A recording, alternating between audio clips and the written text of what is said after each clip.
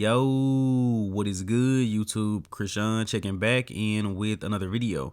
Let's start today's video off with the mutant Nick Walker. And before we get to Nick's physique, I actually want to talk about something that Big Steve recently said on a podcast.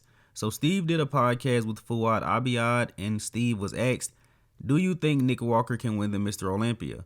And Steve said Nick has an uphill battle. He has the muscularity, he has the conditioning, but the shape is still missing. You guys would definitely have to go check out Ivan Bodybuilding's channel. Ivan did a great breakdown of this. Huge shout out to him. But I'm just going to break it down briefly here because I don't want to share video footage from someone else's channel. And Steve did not say that Nick cannot win the Mr. Olympia, but honestly, I think that he did say that without saying it.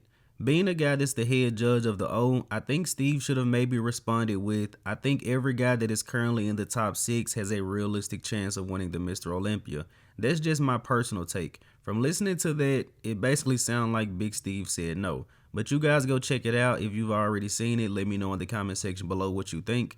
But what's interesting, if you guys watch the channel, I literally said this word for word like a week ago. I said Nick is going to have an uphill battle this year. I'm no longer comparing him to Samson Dauda, Derek Lunsford, Heidi Chupin right now. Right now, I'm more so comparing Nick to guys like Martin and Hunter. And I can't wait to see Martin versus Nick again because Nick may not get the nod next time, but he's the mutant. He's going to hear all this noise. Nick should go back into the lab and work extremely hard. I believe he's currently 288 pounds. So looking forward to seeing what the mutant is going to bring in 2025. But just like Big Steve said, it's going to be a battle. And next up, I want to spend a little bit of time talking about our current reigning Mr. Olympia, Samson Dauda. Of course, this is Samson from the 2024 Mr. Olympia. And also, he's currently sitting at around 330 pounds. And that's going to kind of segue into this story.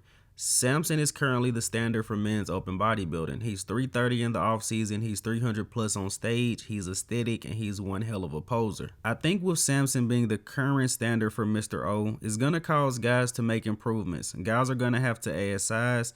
Guys with thicker midsections have to be more careful because they want to win Mr. O. They're gonna be next to this guy, but I'm looking forward to seeing what Samson is going to do in 2025. And in the next update of the day, we have some recent physique updates from Akim Williams at about 1 week out from the Big Man Weekend.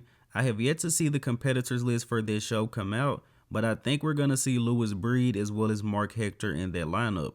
And I'm not sure if it's just me, but again, Akim seemed to be maintaining his look or even improving on that a little bit. I don't think Akim has regressed one bit this year. But based off what I'm seeing here, Akim could be earning his 2025 Olympia qualification very, very soon. And he can shut it down after a long year. Now next up, we have another recent physique update from Regan Grimes. And yes, guys, my Samson Dauda story is going to tie directly into Regan. As I said, the current standard for Mr. Olympia, he's about 5'11", 6 foot. 330 in the off season, 300 plus on stage, extremely aesthetic and a great poser. And if Regan is serious about becoming Mr. Olympia or being top 2 or 3 in the world, I think he has to get a little bit closer to those numbers. I'm not saying he has to be 330 plus in the off season, 300 plus on stage, but that's the current standard for Mr. Olympia. He definitely has to try to at least get close to that. Now, don't get me wrong. Regan is a top 10 guy all day long. He comes in 100%, maybe even a top 7, top 6 guy. But same thing for Regan and Rafa. If these guys want to win the Mr. Olympia, they want to be top 2, 3 in the world, they're going to have to add some size. Let me know in the comment section below, what do you guys think? But with all that being said, I do like what I'm seeing from Regan this year. Again, last time he competed at the O, he was a top 10 guy. And in the next update of the day, we have a recent update from William Bonac. And being completely honest with you guys, I was leaning towards 2024 being the last year we were going to see Bonac compete. But Bonac said he's actually gearing his body up for 2025. And I can't blame him. Bonac was able to win the Impro Classic, second at the Dubai Pro this year, and also still a top 10 guy at the Mr. Olympia, even though he is no longer in his prime. And I don't mean that to put Bonac down in any way. That's actually very impressive.